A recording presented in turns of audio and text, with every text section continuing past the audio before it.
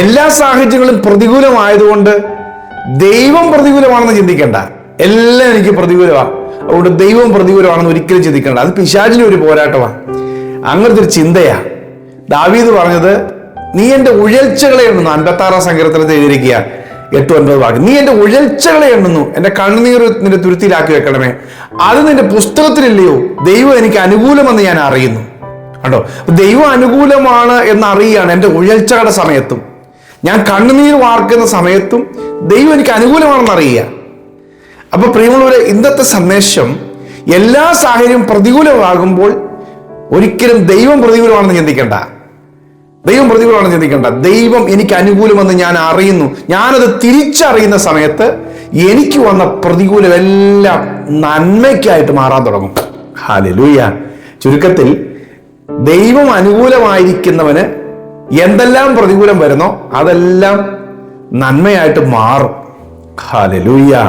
പ്രതികൂലം നന്മയ്ക്കാണ്. ആമേൻ, സ്തോത്രം. റോമാലേഖനം 8:31-32 വാക്യങ്ങൾ. ദൈവം നമുക്ക് അനുകൂലമെങ്കിൽ പ്രതികൂലമാ. സ്വന്തം പുത്രനെ ആദരിക്കാതെ നമുക്ക് എല്ലാവർക്കും വേണ്ടി ഏൽപ്പിച്ചു നൽകിയവൻ അവനോടുകൂടെ സകലതും നൽകാതിരിക്കുമോ? അതെ പ്രിയമുള്ളവരെ, ദൈവം അനുകൂലമാണെങ്കിൽ ഒത്തിരി പ്രതികൂലങ്ങൾ വരും, ഒരുപാട് പ്രതികൂലങ്ങൾ കാണും.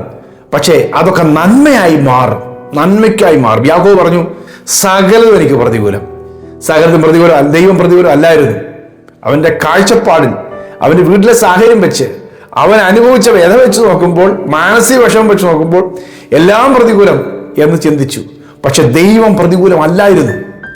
നിങ്ങൾക്കിന്ന് ജീവിതത്തിലെ കടുത്ത പരിശോധനകൾ നേരിടുമ്പോൾ, എല്ലാം പ്രതികൂലം തോന്നുമ്പോഴും ദൈവത്തിന് പോലും എന്നെ വേണ്ടല്ലോ, ദൈവം പോലും പ്രതികൂലമാണല്ലോ എന്ന് ചിന്തിക്കും. അങ്ങനെയല്ല. ആ സമയത്ത് ദൈവം അനുകൂലമാണെന്ന് കാണാൻ പറ്റിയാൽ, ദൈവം എൻ്റെ പക്ഷത്തുണ്ട് എന്ന് നമ്മൾ പറയാനും തിരിച്ചറിയാനും പറയാനും പറ്റിയാൽ, അനുകൂലമായ ദൈവത്തിൻ്റെ കരം നമുക്ക് വേണ്ടി ശക്തിയോടെ ഇടപെടും. ഹല്ലേലൂയ.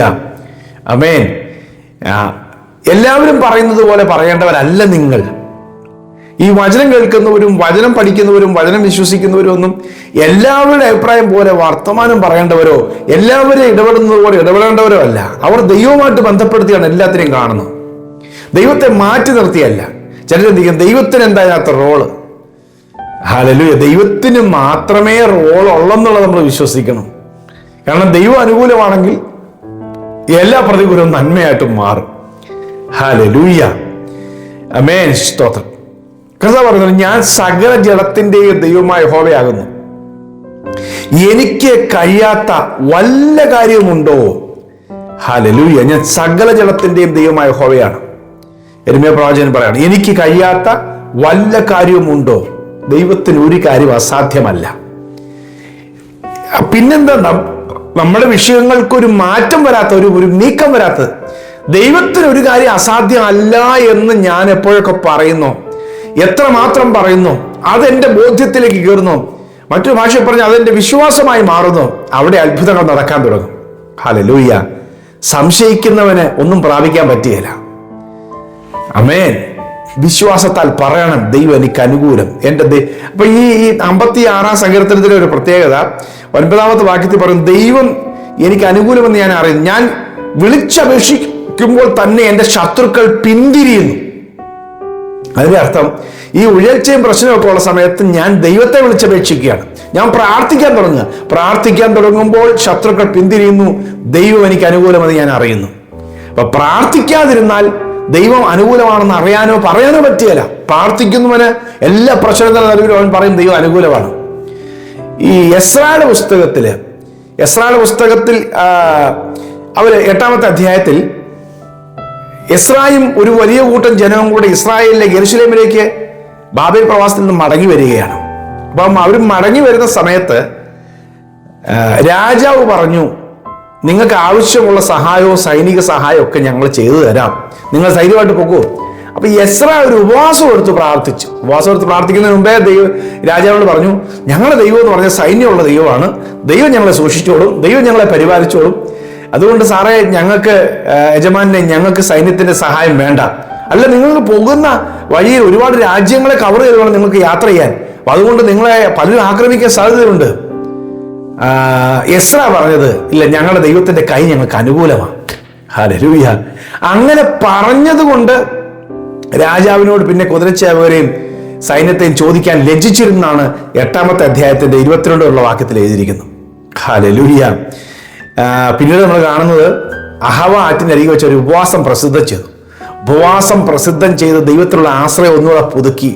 ദൈവമേ, നിന്നെ അന്വേഷിക്കുന്നവർക്കൊക്കെയും നിന്റെ കൈ അനുകൂലമായിരിക്കുന്നല്ലോ, നിന്നെ ഉപേക്ഷിക്കുന്നവർക്ക് നിന്റെ കൈ പ്രതികൂലമായിരിക്കുന്നല്ലോ, അതുകൊണ്ട് ഞങ്ങൾ നിന്റെ മുഖം അന്വേഷിക്കുക, പ്രതികൂലമാകരുതേ, ഞങ്ങൾക്ക് അനുകൂലമായി. അങ്ങനെ പ്രാർത്ഥിച്ച് ഒടുവിൽ എന്ത് സംഭവിച്ചെന്നറിയാമോ? ലാസ്റ്റത്തെ വാക്യത്തിലേക്ക് വരുമ്പോൾ, അങ്ങനെ ഞങ്ങൾ യെരൂശലേമിലെത്തി സകല ശത്രുക്കളുടെയും പതിയിരിപ്പുകളുടെയും കയ്യിൽ നിന്ന് ദൈവം ഞങ്ങളെ വിടുവിച്ചു.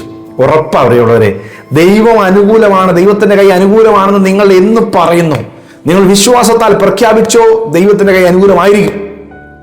ഉണ്ടാകുമോ? തടസ്സം ഉണ്ടാകുമോ? പ്രശ്നം ഉണ്ടാകുമോ?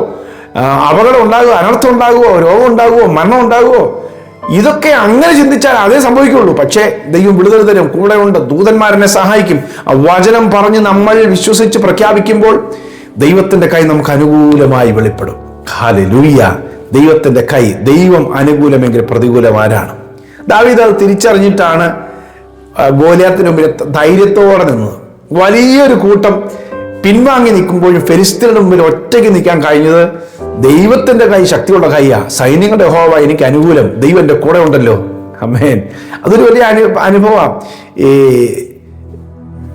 യോനാഥാൻ, ശൗലിന്റെ മകനായ യോനാഥാൻ പറയുന്നൊരു കാര്യമുണ്ട്. ധൈര്യത്തോടെ പറയുകയാണ്. യോനാഥാൻ പറയാണ്, 1 ശമൂവേൽ 14-ാം അധ്യായത്തിന്റെ 6-ാമത്തെ വാക്യത്തിൽ, ഫിലിസ്ത്യർക്കെതിരെ ഒറ്റയ്ക്ക് ഒരു സഹായം കൂടെ ഉള്ളൂ. അപ്പം പറയാണ്, അദ്ദേഹം പറഞ്ഞൊരു വാക്ക്, അല്പം കൊണ്ടോ അധികം കൊണ്ടോ രക്ഷിപ്പാൻ യഹോവയ്ക്ക് പ്രയാസമില്ലല്ലോ. അപ്പൊ രക്ഷ നടത്തുന്നത് ദൈവമാണ്. ദൈവമാണ് രക്ഷിക്കുന്നുള്ള ഉറപ്പുണ്ടെങ്കിൽ അധികം കൊണ്ടും അല്പം കൊണ്ടും രക്ഷിക്കാൻ ദൈവത്തിന് ഒരു ബുദ്ധിമുട്ടുമില്ല. അതേ പ്രിയമുള്ളവരെ, നിങ്ങൾ ഇന്ന് ഏറ്റവും ഞരങ്ങുന്ന വിഷയം, ഇനി എങ്ങനെയായി തീരുമെന്ന് ഭാരപ്പെടുന്ന വിഷയത്തില്, ഒരു വഴി ഇല്ലല്ലോ എന്ന് ചിന്തിക്കുന്ന വിഷയത്തിലും ദൈവത്തിന് ഒരു കാര്യം അസാധ്യമല്ല. ദൈവം നിങ്ങൾക്കൊണ്ട് ഇടപെടും, ദൈവം നിങ്ങൾക്കൊണ്ട് ഇറങ്ങി വരും, ദൈവം നിങ്ങൾക്ക് അനുകൂലമാണ്, ദൈവം നിങ്ങൾക്ക് വേണ്ടി നന്മയ്ക്കായി സകലതും ചെയ്യും. എല്ലാ പ്രതികൂലങ്ങളും നന്മയ്ക്കാക്കി മാറ്റും. ഹല്ലേലൂയ. ഞാൻ നിങ്ങൾക്കൂടെ പ്രാർത്ഥിക്കാം, ദൈവം എല്ലാ സ്ഥിതിയും മാറ്റട്ടെ. ഈ ഞായറാഴ്ച സന്ദേശം കേൾക്കുമ്പോൾ തന്നെ ഈ ദൈവം നിങ്ങളുടെ സ്ഥിതികൾക്ക് മാറ്റം വരുത്താൻ ആഗ്രഹിക്കുകയാണ്. ദൈവം നിങ്ങൾക്ക് അനുകൂലമാണെന്ന് പറഞ്ഞു. ദൈവം എനിക്ക് അനുകൂലം. ആമേൻ. ഒരു പലവട്ടം പറഞ്ഞു നടക്കണം, ദൈവം എനിക്ക് അനുകൂലം, ദൈവം എനിക്ക് അനുകൂലം. പിശാചി കേൾക്കട്ടെ, ശത്രു കേൾക്കട്ടെ, ദൈവം എനിക്ക് അനുകൂലം. ഞാൻ തന്നെ കേൾക്കട്ടെ, എൻ്റെ കാതുകൾ കേൾക്കട്ടെ ഞാൻ ഈ പറയുന്നത്, ദൈവം എനിക്ക് അനുകൂലം.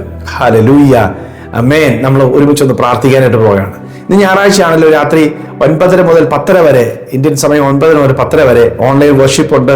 സ്പെഷ്യൽ ഡെലിവറൻസ് സന്ദേശമുണ്ട്. നിങ്ങൾ കേൾക്കണം. നിങ്ങൾക്കുള്ള സ്പെഷ്യൽ ദൂത് അതിനകത്ത് ദൈവം തരും. രാത്രി 9:30 മുതൽ, ഇന്ത്യൻ സമയം 9:30 മുതൽ 10:30 വരെ നിങ്ങൾക്ക് അതിനകത്ത് ജോയിൻ ചെയ്യാം. അതിൻ്റെ ID പാസ്വേഡും ഒക്കെ നമ്മുടെ ചാനലിൻ്റെ ഡിസ്ക്രിപ്ഷനിലുണ്ട്. ഇല്ലെങ്കിൽ എൻ്റെ നമ്പറിൽ, വാട്സപ്പ് നമ്പറിൽ മെസ്സേജ് അയച്ചാൽ മതി, നിങ്ങൾക്ക് അയച്ചു തരാം. പ്രിയ കർത്താവേ, ഈ സൺഡേ ഞങ്ങൾ ഒന്നിച്ചിപ്പോൾ പ്രാർത്ഥിക്കുകയാണ്. ദൈവം ഞങ്ങൾക്ക് അനുകൂലമെന്ന് ഞങ്ങൾ അറിയുന്നു. എല്ലാ പ്രതികൂലത്തിന് നടുവിലും ദൈവം പ്രതികൂലമല്ല, ദൈവം അനുകൂലമെന്ന് ഞങ്ങൾ അറിയുന്നു. ദൈവം അനുകൂലമാണ്. ഞങ്ങളുടെ സ്ഥിതികൾക്ക് മാറ്റം വരും. ദൈവം ഇറങ്ങി വരും. ദൈവം യുദ്ധം ചെയ്യും. ദൈവം ഞങ്ങൾക്ക് വേണ്ടി വിജയം തരും. സകല ശത്രുവിന്റെ കെണികളും യേശുവിന്റെ നാമത്തിൽ തകർന്നു മാറിപ്പോകട്ടെ. സന്ദേശം കേൾക്കുന്ന ഓരോ കുടുംബത്തിലും ദൈവത്തിന്റെ കൈ അനുകൂലമായി വെളിപ്പെട്ടു വരട്ടെ. നിങ്ങൾ മക്കൾ കർത്താവേ ഭാരപ്പെടുന്ന വിഷയത്തിൽ ദൈവത്തിന്റെ അത്ഭുതകരം നിന്റെ മക്കൾക്ക് വേണ്ടി അവിടുന്ന് നീട്ടി വിടുവിക്കേണ്ടതിനായി പ്രാർത്ഥിക്കുന്നു. കർത്താവിനെ അന്വേഷിക്കുന്നവർക്ക് അവിടുത്തെ കൈ അനുകൂലമായിരിക്കുന്നല്ലോ. നിന്റെ മക്കൾ നിന്നെ അന്വേഷിക്കുന്നു, നിന്റെ മുഖം അന്വേഷിക്കുന്നു. അവരെ ഒരിക്കലും കൈവിടരുത് കർത്താവേ. അത്ഭുതങ്ങളെ ചെയ്യണം യേശുവിൻ നാമത്തിൽ തന്നെ. ആമേൻ, ആമേൻ. യേശു ഒരിക്കലും കൈവിടത്തില്ല. കർത്താവ് കൂടെ ഉണ്ട്. കുറേ പേർക്ക് സന്ദേശം പങ്കുവയ്ക്കുക. God bless you. Have a very special Sunday.